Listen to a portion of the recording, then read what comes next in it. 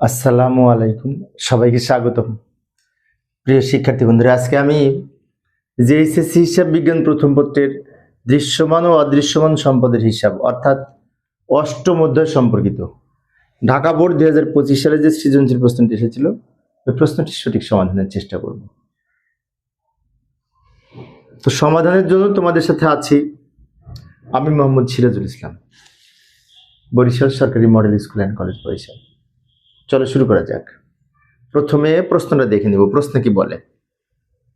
এই যে এখানে আমি প্রশ্নটা উপস্থাপন করলাম। তো প্রশ্ন এখানে কিছু তথ্য দেওয়া আছে। 1 জুলাই তারিখে 2 লক্ষ টাকা একটি মেশিন কিনেছে। আনুমানিক আয়ুষ্কাল 10 বছর। ভগ্নাবশেষ মূল্য হচ্ছে 10,000 টাকা। ক্রমহ্রাসমান জের পদ্ধতিতে অবস্থায়ের হার নির্ণয় করো।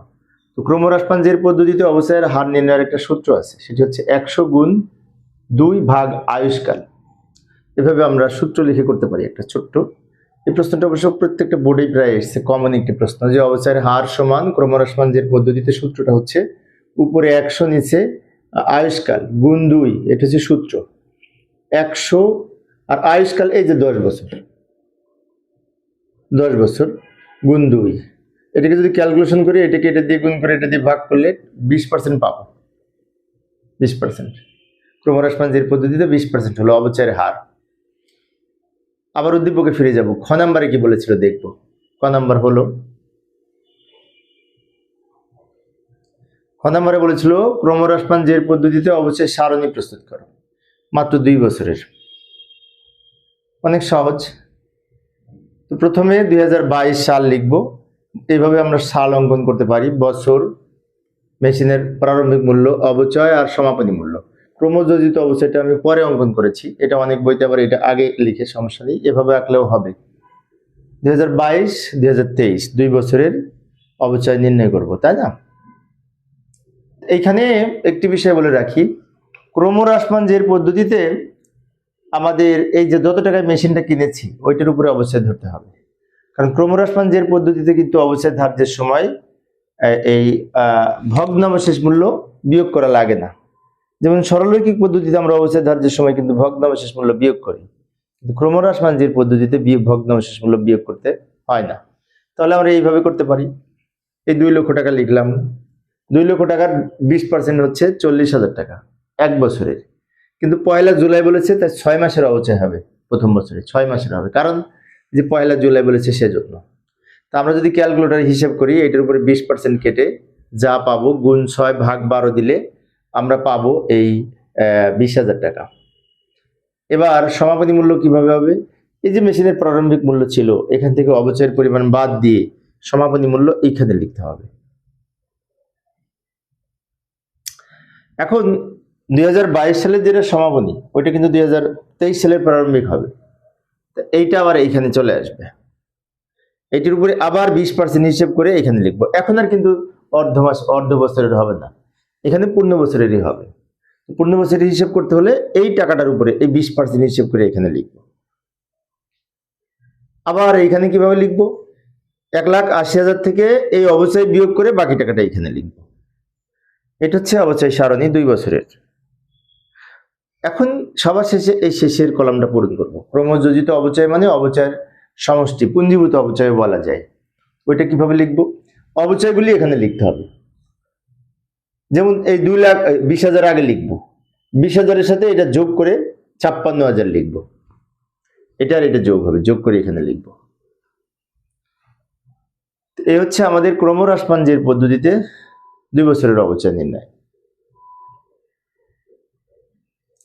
আমাদের অবচয় নির্ণয়ের পাশাপাশি মেশিন হিসাব করতে বলেছিল খ নাম্বারে, তাই মেশিন হিসাবে ছক অঙ্কন করব। আমরা চলমান জের ছকে মেশিন হিসাবে ছক অঙ্কন করেছি। এখানে লিখবো 2022 জুলাই 1 তারিখে 2 লক্ষ টাকায় মেশিন কিনেছে।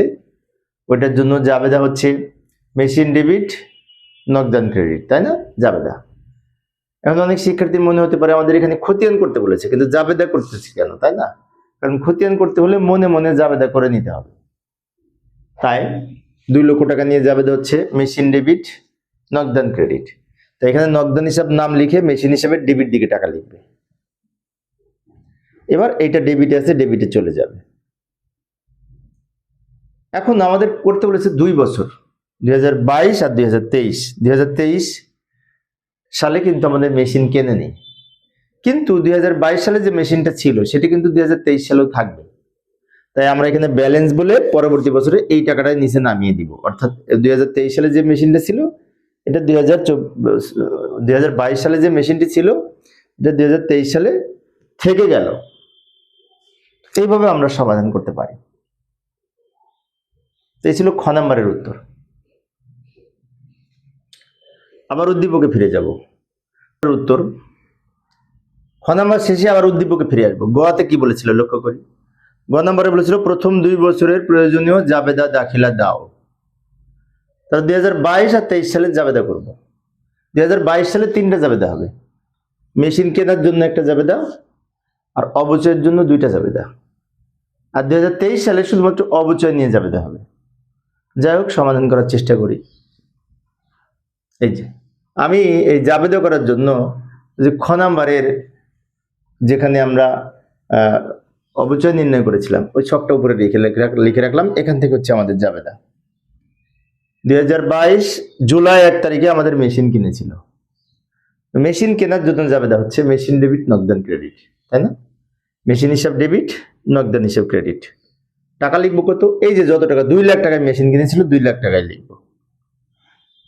ব্যাখ্যায় লিখতে পারি মেশিন ক্রয় করা হলো, নগদে লিখতে হবে, সমস্যা নেই। এরপরে ডিসেম্বর 31 তারিখ দিয়ে আমরা কি করব? অবচয় জাবেদা করব। তো অবচয় এই যে 20,000 টাকা প্রথম বছরে অবচয় ধার্য করা হয়েছে। আচ্ছা, অবচয় জাবেদা কি মনে আছে? অবচয় ডেবিট, পুঞ্জীভূত অবচয় ক্রেডিট। ওই জাবেদাটাই করব। অবচয় খরচ ডেবিট, পুঞ্জীভূত অবচয় ক্রেডিট। টাকা লিখবো এই 20,000 টাকা।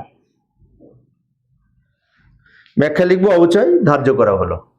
ব্যাখ্যা তোমরা পারবে সেজন্য আমি বলছি না, লিখছি না। এবার এই অবচয়কে আয় বিবরণীতে স্থানান্তর করতে হবে।